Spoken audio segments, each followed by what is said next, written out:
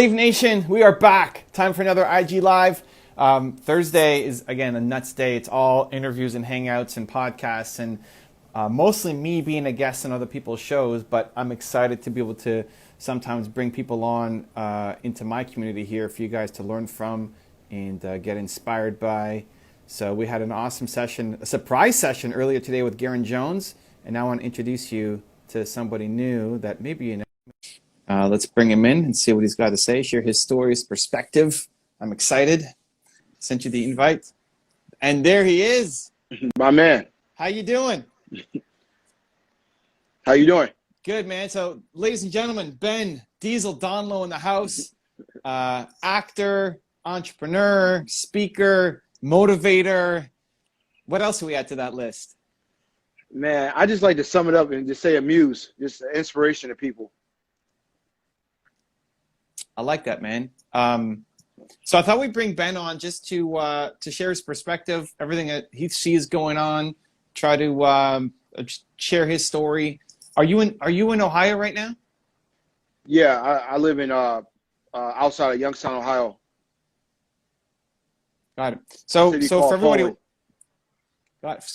watching, how are things happening there? What's your take on what's going on right now? Any advice, perspective? I'd love to hear what you got to say, man. Right. As you know, Evan, it's a lot going on in our community, probably your community as well. Right now, what's going on in our city is just a lot of people just want to change. People in the office, people that are working with the police, they want to just, justice for, that man, George Floyd, which, he's done a lot of positive things. His, what happened to him, caused a lot of things to, open up for us as a, African-American race. So we just, honored for that, number one, and, showing gratitude to him. And, it's just right now in the city, I just see a lot of people, starting to come together and starting to pull together. So that's what I've seen going on. I'm curious about your experience in the acting world. So we had, we're going to be launching a video on Morgan Freeman on our Black Excellence channel. And in the 80s, Morgan Freeman was blackballed by Hollywood because he was asking too many questions about race. You're right. There was a script he was working on, or he auditioned for, where there was like 7 scientists and then like a janitor and a mechanic, and the scientists were all white and the mechanic and the janitor were black. And he's like, well, how come I got auditioned to be the mechanic or the janitor? Like, why can't it be a scientist? And they just blackballed him. Like, this guy asked too many questions. Don't cast him in any roles. So you being in that world of acting, how are you finding? Is it better than it was in the 80s? Are you hopeful? Are you getting opportunities? Like, where do you see it? Personally, for me, man, I had to earn my way up. So when I first started acting, I was just a background, player. Just trying to figure, how it all worked. And eventually, when the more you raise up, the more you climb the ladder. It is, some people that have those type of clicks. I experienced some stuff on one of the shows I worked on when I was a stunt actor, because I do stunts as well. So when I was doing a stunt acting, role, one of the gentlemen that I was working with, they were just treating me different just because I'm not from, Chicago. I'm from, like I said, I'm from a small town in Ohio called Youngstown. So they didn't really know me. It's not really a lot of us in the, in that circle. Like, when I say us, I mean us as Black people. We're not in the circle of the stunt community. It's very limited. So a lot of people, treated me different just because, they didn't really know me and they really didn't care. It was some guys that, I had some problems with. So it happens. It's still there. It's still there. Are there not many Black people in the stunt community because you have to be the parallel of like the Black lead, and there's not enough Black leads, so then there's not enough Black stuntmen, or is it something else? I wouldn't say that, because in Atlanta, it's a lot of films that, are African American, films, and they have a lot more stunt players there. It's up here, like up north. I noticed it's not that big, of a community of us yet. Or when I was in Chicago, it was only a few of us doing it, so it just depends on where you are. But I just noticed that, some people feel some type of way bringing people on. You know how it is. People just feel funny about bringing people on and showing them love. So I just feel like it's a lot of that going on. This might be a stupid question, but how do you feel personally about Black versus African American? I mean, some people feel, I don't feel anything about it, me personally.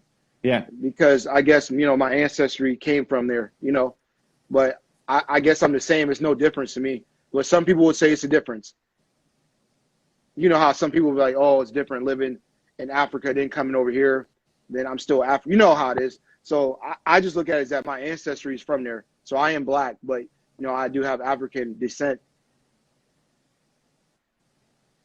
Got it. I'm just curious. I mean, if you said white or Caucasian, wouldn't make a difference to me. But some people. How do you feel about that? I don't like. I don't. I just don't think Caucasians use that much. I mean, I guess a little bit, but I don't feel. I don't have a preference one way or the other. I guess it's just. Part of bringing you on and other people on is just having conversations, just to open it up and just to see what your perspective is, right? I'm trying to educate myself as much as possible, and hopefully educate my audience as well in the process. What's happening right now, and so I'm in Toronto, Canada. We have our own issues. I don't think it's as serious as in the US. Everybody kind of comes from a different country anyway, or their parents did, or their grandparents did. So you're like the working together is kind of baked into the culture. But it doesn't mean we don't have problems. And right now what they're working on is looking at all the statues that are from older eras and like taking them down, or at least protesting to take them down because those guys were racist. What do you think? I'm just curious, what do you think we should be doing as like next steps? Like it's great macro, yes, equality, awesome, but what are some of the things that we need to do to actually make that happen? I mean, we need to have a plan. I think we need to have a plan and strategy of what we're trying to, like, what kind of world are we trying to live in? I think we need to have an idea of what that world looks like. Right now everybody is, we need equality. We need equality. We need all those things, but we need to have a new world we live in. What kind of world are we trying to paint? You know what I mean? Like, what kind of rules are we need in place so this doesn't continue to happen like that? You know what I mean? What happened to that man, that shouldn't happen to anybody. That hurt everybody. Me, you, your community, everyone's affected by that. You know what I mean? So we just need to limit that type of stuff, So I think we need to, check the people that's in office, check the people and, hold them accountable. Make sure that everyone's, I see a lot of things right now. A lot of the bigger athletes in America, they're spreading the voting policy and stuff. They're trying to show awareness with the voting and who's in office, who's your local leaders. I think we need to start with that and start with, giving these police officers better training, better, situations. So if they get faced in that situation again, that they can handle it correctly. So if we so you said office, if we pulled out Trump for a week and we're putting Diesel in, or I don't know who the governor of Ohio is, but you pick, like, you're in for a week, you get to make some changes. What are you applying? What are we doing? What are the changes coming? First off, I'm calling Michael Bernard Beckwith. First off, I'm calling him the legend. That guy, that guy right there. And if you saw the video with him and Lewis, that was a great video, by the way. But I mean, it's hard to not have a Michael Beckwith video that's not great, dude. Man, Evan, bro, I learned so much from this guy. I learned a lot from you as well. You know what I mean? But if I was in office, I don't know, man. I'm calling Michael Bernard Beckwith. That's what I'm calling. First person I'm calling. He's got your bat phone. Okay. So this is great. And also, I mean, talk about a pioneer in the, I don't even know what you categorize him, spiritual, personal development. I mean, he's got it all kind of mixed into one, but definitely a pioneer in that field. What are you calling him to ask him? You're now President Diesel for a week. We're calling Michael Beckwith as our first call. What are we asking him? I'm calling him how to bring peace to the world, because he's a peaceful person. He's a peaceful leader. He Hmm. spreads agape message, which means love. You know, so I'm calling him to share that type of mentality. How do we spread this? And what ways do you think we can build the better world we need? Cool, man. Um, what are you doing now to kind of, because you look at your content and it's positive and aspirational and motivational. Like, what are you doing now to stay above the fray, to not get sucked in, to keep spreading light in a time like this? Right, right. So right now, like what I've been doing is just developing, you know, these other businesses I do. Hopefully that we could do it through shirts. You know, I've been doing shirts and, you know, creating my own apparel since like 2015. And, you know, in my office here, I got all the machines and all the stuff to create, you know, T-shirts and create positive shirts. And I got a group of people that I'm working with that, you know, we want to go around, you know, the United States and, you know, do a tour, some type of tour where we just spreading that inspiration message, spreading that positivity, you know, spreading that, you know, you can make an impact in your platform. You know, a lot of people think that you got to be big and big, like, you know, like the, you know, athletes and all that to have, you know, positive message, but you could do it right in your own, you know, circle. So that's what we want to do is, you know, bring that positivity, bring that inspiration to people.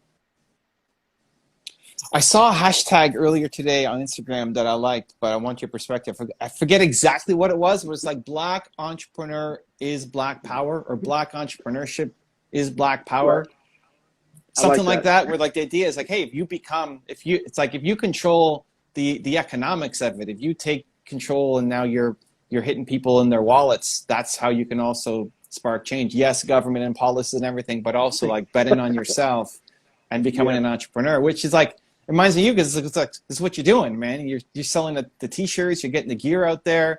Um, so where's the state of Black entrepreneurship? Like, what's your view on that? I've been preaching this for like 6 summers, six, seven Mm. summers ago, you know, like that we need more. Uh, I don't like this category and saying Black entrepreneurs, but right now that's what we're talking about. I just think we need entrepreneurs, period. But right now, I've been speaking 6, 7 years ago that you need to have ownership of your own business, your own entity, your own calling, like sort of like what you've been doing. You've been doing this for how long? Just wondering. 11 years on YouTube. Oh my gosh, bro. I Yeah. was in high school when you started doing this. Okay, Damn, so dude. yeah, I was in high school. I was a junior when you started. So and just seeing like how far you took it, you know what I mean? We need more people like you. So I've been preaching Black excellence and Black entrepreneurship. You know, 7 years ago, I was trying to tell my friends and cousins, like, why you guys are so talented. Why you guys keep working for the man, be the man. You know what I mean? Our Mm. whole, like, if you live in my area, man, you'll see a lot of people just settling. You know, oh man, I'm just gonna go to work and, you know, go there and, you know, hang it up at 9 to 5. Nothing wrong with that life, Evan, by the way. Nothing wrong with that lifestyle. But I know that they have true giftings inside of them. But, you know, so many people in this area just dim that light for them that they can't see it. They can't see that light that they can do more. So I've been preaching Black entrepreneurship 6, 7 years ago when I was trying to tell my friends, let's do a business, let's get a gym, let's do something. But I was the only one that did Yeah. it. One of the only ones. One of the Eh, only ones. I'm there's this awesome clip that we put up on the channel not too long ago of a young Jay-Z, um, but early Jay-Z, where he was talking about building his own record label Right. and betting on himself. Like, can't get a deal, nobody's supporting him. I'll go build my own thing. But before he did it, you know, like he's him talking about building it, and everybody looking at him like, dude, what are you doing? You're not gonna. You can't build your own label. Like, you're going up against the biggest of big establishments. You're gonna go, and then he did it, right? And Right. it's you know, now he's looking back, he's, you know, philosophical and calm about it. But like in the moment when it's fun. I like seeing the early clips when they're on the come Right. up, when they haven't done it yet, but the belief in yourself to actually go chase it down. Um, just an awesome clip that I'm glad exists, because you don't see that a lot in people telling their story afterwards. Right. Right. Evan, Um, one thing I yeah. try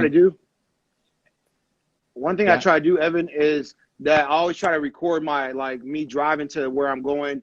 I always try to give like that back like back look of what I'm doing so people can see, the behind the scenes, like a lot of people don't get to see behind the scenes, Evan, that it's hard to do what you do. It's not hard. You love to do it, but I'm saying they don't see the work that it takes to build your website, to build your studio or build your office space. They don't see Evan going out there grinding, out to events, making the books, meeting with publishers, whatever you do. They don't see the behind the scenes look of what you do. So what I try to do, bro, is try to show them like, the behind the scenes look. This is how I get the t-shirts. This is how I make the t-shirts. This is how you, do the heat screen, whatever you want to, however you do it, how to make a shirt. I try to show people this is the game. This is not as easy as it look. The money doesn't come up front. It's the back end most of the time. You know what I mean? So I try to explain that to my audience, and I see you do it too as well. When you do your Q&A, I think you did one video, you said, this is how you make a website. This is how you do it. Go on GoDaddy.com and, and pay for the domain, check it up, look it up. And if it's not there, it's not there. Keep being unique. And you said that. You said it's rocket science. It's not hard, but people don't know these things. They think it's hard to do these things. So I appreciate you doing what you do as well. Cool, man. Now, where did the name Diesel come from? Oh, man. Someone just asked me this. Oh, my gosh. My cousin about to be happy. So my cousin was a great football player in the local area. His name was Chris Harrison. And you remember AIM, AOL Messenger? Oh, yeah. Okay. Yeah. Yeah. His name was Diesel Shack 1834 or 1634. And I was in 4th grade when I saw this. And, I was inspired by him. He's one of the best football players I ever seen. He was 6'6", 265. He went to Cincinnati, but he just had a couple injuries with his knees that he could have been in the NFL, you know what I mean? But anyway, he had an AIM name as Diesel Shack. And then I was like, wow, I'm a big Kobe Bryant fan, and he likes Shaq, but I'm inspired by the name Diesel. So I slid out Shaq, put my last name in there, and that's how I created the character you guys know as DieselDonlow. So I created it in 4th grade. Wow, dude. And it's stuck. It's stuck. When I saw it, I like it because, the truck doesn't run without the diesel. Like you can't go without you're the gas, you're the fuel, you're through your content, the uplifting, the motivating, the you can do it. Like you're giving people diesel for their life to go off and create something positive that they hadn't thought of before. I didn't know it traced back to that young though, dude. That's awesome. Like, has that always been in you to want to supercharge and motivate, or was it just because you liked your cousin and Kobe Bryant? Well, Kobe Bryant, DNA is all, ran, through my brand, just because that's my favorite basketball player. I was big in basketball at one point. So it always been here, man, since I was little. But I didn't know, how you don't, like I said, I didn't know I had this giftings until, 2014. Got it. So, once we get through all this COVID stuff and we can get back on the road and say hi and talk and all that, what's your next thing? Is it the tour with the t-shirts? Is it like, what are you working on that you're pumped by? Man, I want to say that's obviously one of my goals is to get around, like, especially where you are. I have a couple people that I work with out in Toronto, so it'd be good to catch up with you in the future as well. But basically do that, get back on set, get back to, doing what I love to do, working with different brands. I work with a lot of different brands that people don't even know I work with, working on some different deals with them, working on some different shows that I'm about to do. So, and also my own stuff. So really just doing that and, being inspiration, just showing people it can be done. I like how you said it. You pronounced my city like a local. You said Toronto. Oh, yeah. So you fit in, right? You fit in. See, people who don't know, people who aren't from the city always pronounce the last T, Toronto. And we just we skip over. It's like Toronto. It's like an extra N or something there at the end. So you'd fit in. People would think you're local if you come on by. How has all this changed? I mean, obviously COVID has changed your work environment. You can't act and do that stuff. But how has everything that's happened changed how you want to show up once all this is, like, once you can get back to work? Is it just, I was already doing it, man, I'm just going to keep hustling doing what I was doing? Or has it shifted the perspective a little bit on what you want to approach and how? It shifted my perception because now I'm, becoming veganish, so my thoughts are different. The food I've been taking, been clearing my mind, making me more healthy. You know, I didn't tell you that I have a master's degree in exercise science, by the way. So I've been really getting back to like getting my body back right, you know what I mean? And doing like proper exercising. So I've been doing yoga every day, yoga with Adrian. And I've been watching like what I've been drinking. I've been doing this coconut water thing, trying it. I'm trying, man. So really like during this whole season that I learned myself a little bit better. I learned, that I need to get my roots back, get back, training right, getting my mind right, getting, meditation. I do that every day. Since this COVID happened, I've been doing it since day one. So whatever day it is now, I've been doing meditation, yoga, exercising every single day since then. So it got me back to in my roots, and it got me back to, making shirts again for other companies, other people, and stuff like that. So that's like really what, I've been doing since this COVID situation. So when they give me the green light, I'm just going to, add on to that. So take me inside that mindset a bit, because that's a very unique approach. Most people are having memes about I gained 15 pounds over this whole isolation thing. And you're here like, nah, man, I'll go vegan. I'm doing meditation. I'm yoga every day. I'm on my coconut water. I'm taking care of my health. Like, when most people are doing the exact opposite of what you're doing, how do you say from even day one, like, this is my chance to get things right? Man, just the mindset of I want to be the best version I can be. Like I need to be at my A game. So when I'm able to travel, and because I like to drive everywhere I go, I got to make sure I'm focused, making sure that I can see the lines that, my mom taught me how to drive. Like my mom is like, man, my mom needed to do an interview with you. You love her, by the way, just because her mindset is like, that's who taught me like, how to drive on the road, how to drive, to New York City and back, to drive to Toronto back, drive to Chicago back, like little things like that will help me with my driving. This stuff right here has helped me get back to that, focus like on the road. So I've been reading a lot of books as well. So I don't know if you heard of the book, The Power of Concentration by Thomas. No. You'll thank me for it later. You'll thank me.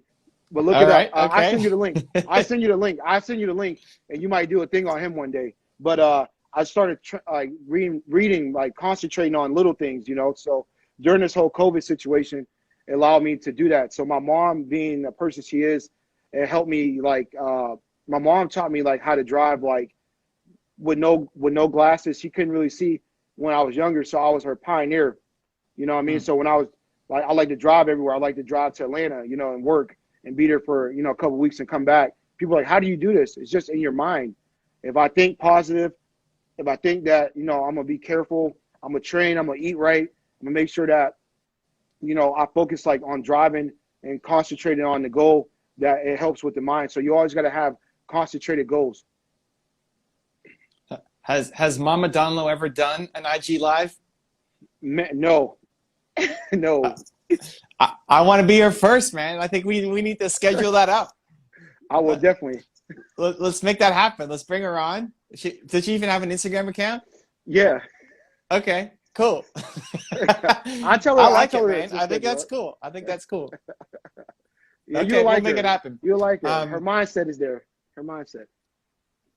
Dude, I like her already. Cool, man. Well, I appreciate the time. For people watching, live or on the replay, if they're stressed out, feeling anxiety at the moment, both sides of the street, I guess, what's the kind of takeaway message you want people to be left with? One thing, I don't know if you put this on your website with Kobe Bryant, but what message he left me is he always said, rest at the end, not in the middle. I'm not sure if you put that in your video. I don't know if you ever put that in your video with him. I think you put something like, I don't know what you put on his thing, but I watched him before, but I don't know if you put that on there, but he said rest at the end, not in the middle. Cool, man. I love it. Well, thanks for taking the time. Go check out DieselDonlow on Instagram. Check out his shirts. Everything's up to. Appreciate you stopping in, man. Have a fantastic close of the week, and I'm looking forward to the Mama Donlow session. All right. Thank you, my man. Okay. Thank you. Take care.